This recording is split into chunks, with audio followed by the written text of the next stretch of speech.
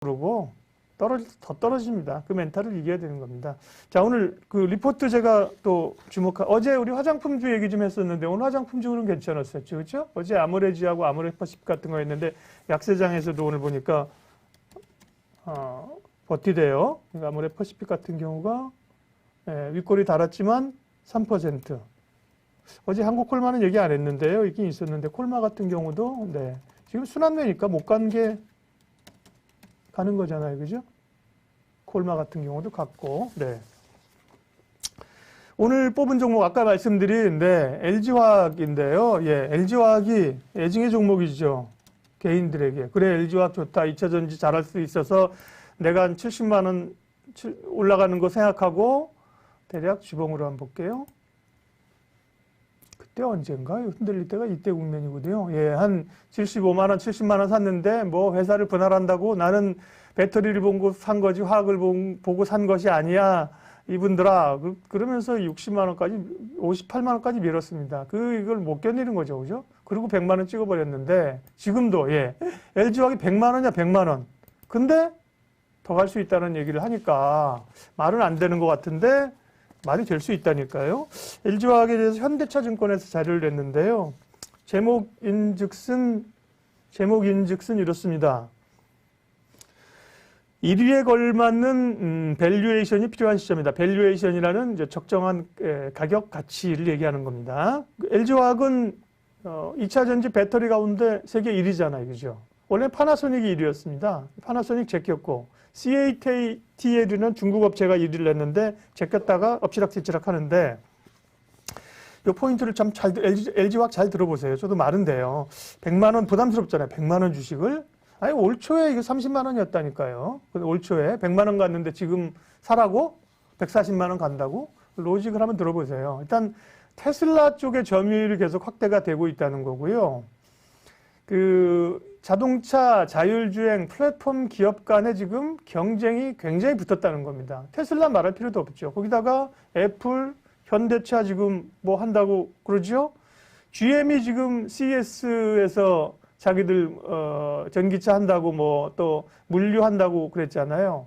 중국의 지리자동차하고 이 바이두죠. 중국도 그렇죠. 뭐 다들 난리가 났습니다. 자동차가 2차 전지 쪽이요. 그런 쪽에서는 저는 사실 뭐 LG화학은 아니고 우리가 말씀드렸던 2차 전지 쪽에서 에코프로 BM이라든지 천보라든지 뭐 이런 종목들 좋은 종목 뺏기면 안 된다. 흔들리면 안 된다. 이게 요거 한번 보여주실래요? 이게 그러면서 제가 얘기했던 게 이거잖아요. 지난번에 다른 얘기인데요. SK 머티리얼스 같은 경우, 머티리얼스 같은 경우 주봉으로 봐야 됩니다. 2019년에 7월에 이때 뭐 일본하고의 분쟁이 어쩌고 그러면서 15만 원, 18만 원 갖다 출렁출렁 하고 그랬는데 그때 15만 원 있던 자리가 지금 30만 원 완전히 자리를 바꿔버린다니까요. 이런 모양새가 이제 LG화학에서 나왔던 거고 현대차도 제2의 LG화학으로 갈 수 있는 그런 냄새들이 좀 난다고 본 건데요. LG화학이 그런 점에서 그 다음에 이제 LG 에너지 솔루션 상장한 지난번에 떼는 것 때문에 굉장히 부담이 갔는데 그건 이제 시장에서 다 인정한다. 오히려 그쪽에서 IPO 하면서 자금 가지고 성장할 수 있다. 이런 걸 하면서요. 현대차증권에서 목표가를 103만 원에서 140만 원으로 올렸습니다. 140만 원으로.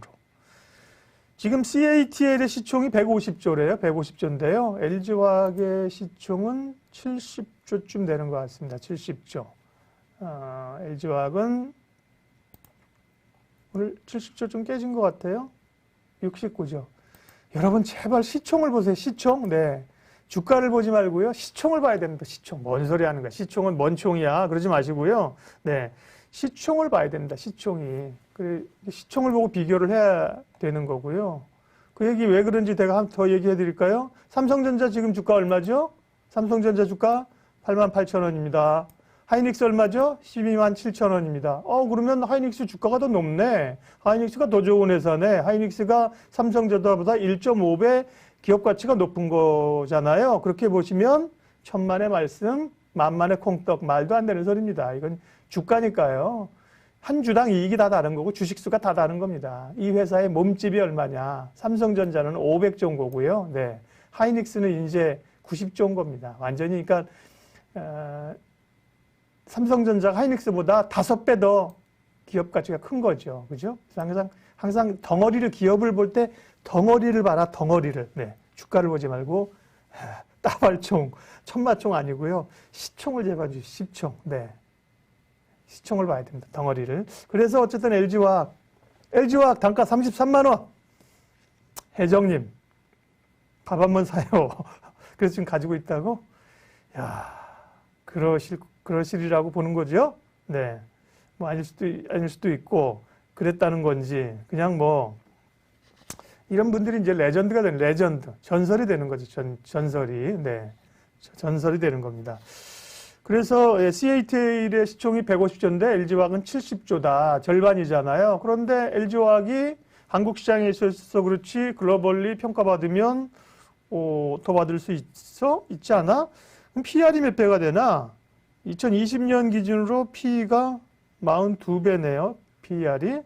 네, 올해 기준으로 31배. 전기차 배터리 업체, 예, LG화학 같은 1위 업체 31배, 31.9배 줄 수 있다고 본다. 네. 그렇게 해서 LG화학 리포트를 저는 굉장히 의미 있게 봤어요. 물론 주가로만 보면, 우리 윤세는 어디 갔어? 주가로만 보면 이제 이게 일봉 흐름인데요. 일봉 흐름. 저는 뭐 추세를 볼 때는 주봉을 보는데 많이 벌어졌죠. 이격이 많이 벌어지기는 했고 140만 간다고 127만 원이네요. 이거 아니네. 하이닉스네. 이상하다. 14만 원이 나와서. LG화학. 예, 얘도 일봉으로 보면 뭐, 그죠? 줄렁줄렁 하면서 가는 흐름들이고요.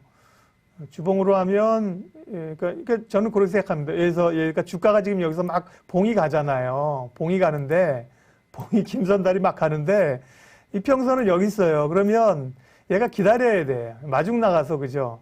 지 혼자 못 간다고. 얘가 올라오기를, 기다렸다가, 올라오기를, 아이고, 이거 아니다. 얘가 올라오기를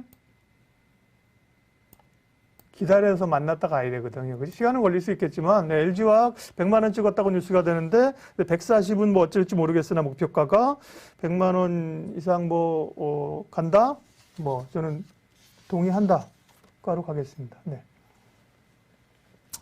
과거로 돌아간다면 무슨 주식을 살까? 삼성중공업 우선주. 난리 났었죠, 그때. 비정상적으로 오른 거잖아요. 자, 그럼 여러분들, 과거로 가면, 2020년 3월로 가면 무슨 주식을 사실 거예요? 한번 얘기해봐요. 2020년 지금 3월로 1년을 타임머신 타고 뺏겠다. 뭐 사실 겁니다. 뭐 사실 거예요? 네.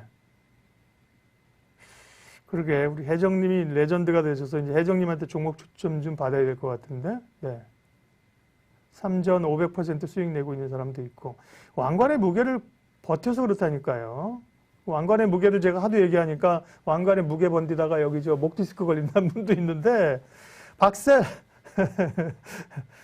시젠, 예, 3전, 테슬라, 그죠? 테슬라 대박이죠. 테슬라로 그냥, 테슬라에 그냥 집 팔아서 묻고 그냥 가는 거죠, 뭐. 예. 신풍제약, 제넥신, 두산 퓨얼셀, 레버리지 뭐예요? 레버리지죠. ETF, 인버스 말고 레버리지, 그렇죠. 레버리지 2배지. 인버스 3부는 어떻게 된 거예요? 예. 그러나 우리는 1년 전으로 돌아갈 수는 없지만, 1년 후에 지금 1년 전을 되새길 수는 있다. 그러니까 앞으로 갈 종목들, 가면 됩니다. 비트코인 1년 전에 샀으면 괴로웠을걸요? 작년 말부터 올라가지고, 자, 그런 인생 종목 사야 됩니다. 인생 종목. 자, 다음 현대모비스인데요. 모비스를 하나투자증권에서, 역시나, 모비스는 왜냐하면 지금 모비스는 현대차를 가지고 우리가 째리 보고 있는데 주가는 그리 편하게 지금 반등이 아직 안 오고 있잖아요. 그런데 이제 모비스에 대해서 자료가 나왔길래요. 한번 보겠습니다. 자동차 어디 갔냐? 네. 현대차도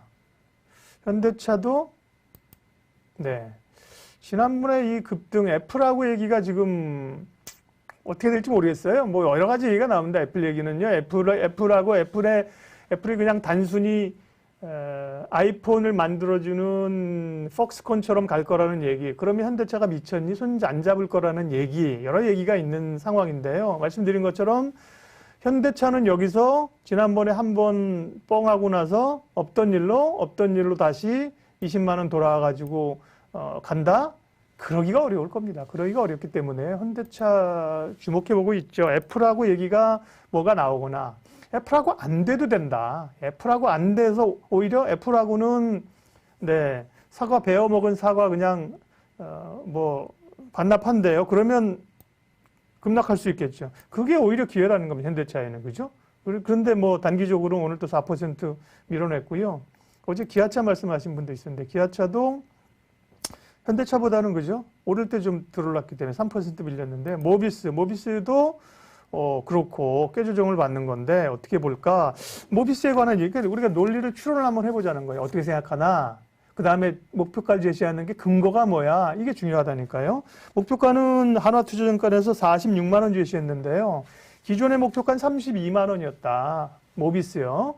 모비스 한 30만 원, 제일 높게 본 데가 한 40만 원 정도 받습니다.